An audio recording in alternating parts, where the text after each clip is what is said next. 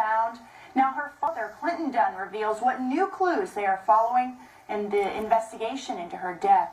CBS 7's Alexa Dunson has the story. It's been 8 years since Hailey Dunn was murdered, and still no one has been arrested. Her father, Clint Dunn, says 3 days after Hailey went missing, one of his friends revealed to him a secret that his wife and Hailey's mom had been hiding. He said Billie Jean brought a book over earlier and asked us not to say nothing to nobody and to get rid of it, to burn it, or to get rid of it and don't tell anybody. I said, what book? He says, this is some kind of witchcraft book. We turned our focus to the witchcraft book this weekend. And the reason that this is coming out is because now we're starting to dig deeper into it. Morse is a private investigator working Hailey's case, and she said Clint Dunn is actively doing Facebook videos in hopes of catching his daughter's murderer.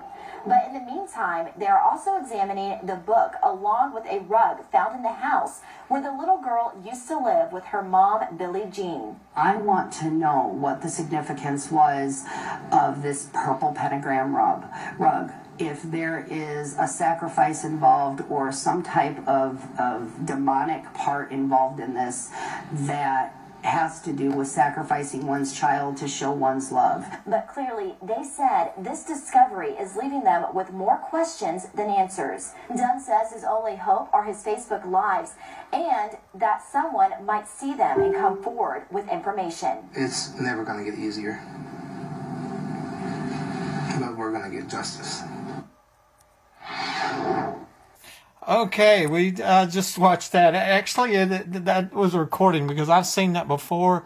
It's what I call the Witchcraft tour. It was on multiple different TV shows and on different channels, and he went around, telling this witchcraft story about the child sacrifice and the Pentagon Rug, all that stuff like that. And you know what?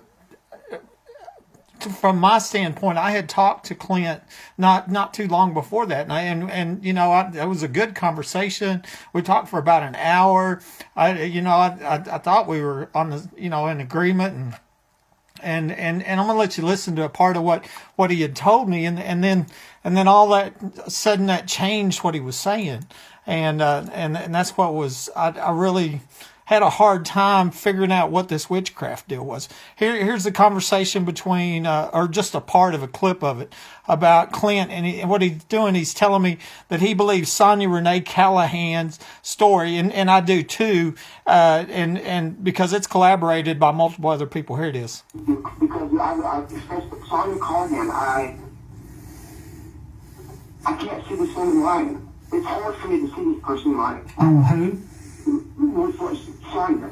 Oh, yeah. No, I think Sonja was actually what Sonja said is the same thing Allison said, which is the same thing Taryn Thomas said, which is the same thing that Christy Ott said. That's what I'm saying. When you have 5, 6 different people all saying the same thing, then you can pretty much take it to the bank that it's right.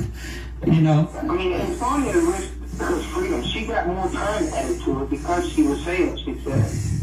And I believe that. I believe that too. Yeah, I believe that's right. I agree. And on the phone call to me, because I have a recorded phone call with Sonja, right? I spoke with her, right? And I don't mind if you record this call.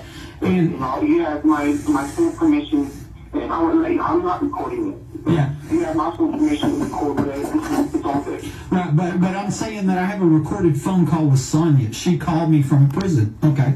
And she describes to me over the phone the moment that Hailey died, okay? It's chilling, okay? And it convinced me, okay? Because she's sitting there going, buddy, what was I supposed to do? It was either her and me or just her.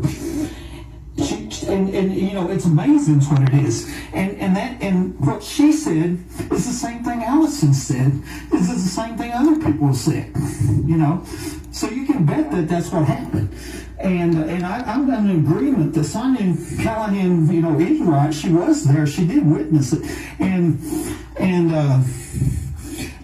I also think that's what you just said, that she got more time because she come forward. I believe that because there's a cover-up going on. I think that can very well be possible because there's some sketchy shit going on with you. Right, exactly. And see what happened was, okay,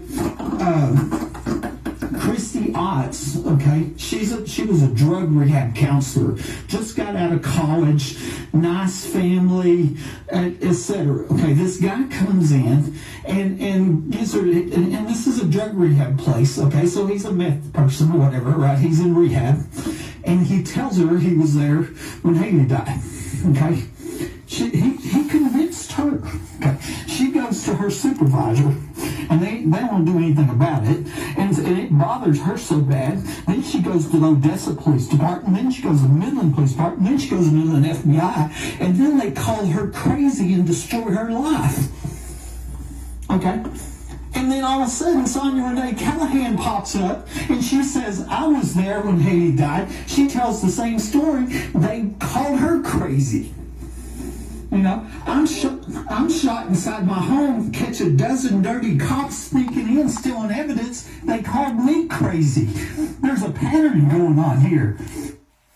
Anyway, that was Clint's conversation, and like I said, you know, we're sitting there. It was a great conversation. It was over an hour, and I discussed the half dozen people that, you know, that are documented, the drug debt, you know, I mean, people's bits and pieces of stories, they all fit together, you know, and all in Odessa, and how her remains were found, you know, 2 days after I wrote the Department of Justice and suggested they look here at you know, an underground facility that Rhonda Denman Rogers said was a half block from my home. That's where it's believed a young girl was murdered at a 2010 oil show party.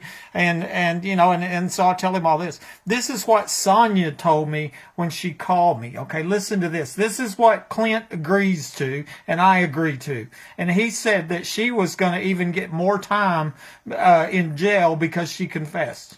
Hello. Hello, buddy. Yes. How are you? Oh, pretty good. Is this Renee? Yes, it is, sir. Okay. How are you doing? Oh, That's good. I'm doing pretty good. I was just waiting on your call. Your sister told me that you were going to call, and so, Yes. You know, this has been a hell of a thing with this issue, you know what I'm saying? It's been a rough one. yeah, I mean, I really can't even imagine, you know, You know, I was there at the house, I seen her, you know, my heart just went down to the floor. What do I do? Either risk mine in her life or mine, you know what I'm saying? right. You know, and it was just a big deal. But what I'm calling for... Anyways, you know, here, you know, that's really chilling. She's talking about the moment that Hailey died, you know. She said it was either my life or mine and her life, you know. And then there's, you know, there's multiple other people said Hailey was overdosed and died over in Odessa. And so, anyway, I'm not going to make this all about that. I just wanted to share with you what I saw on TV tonight.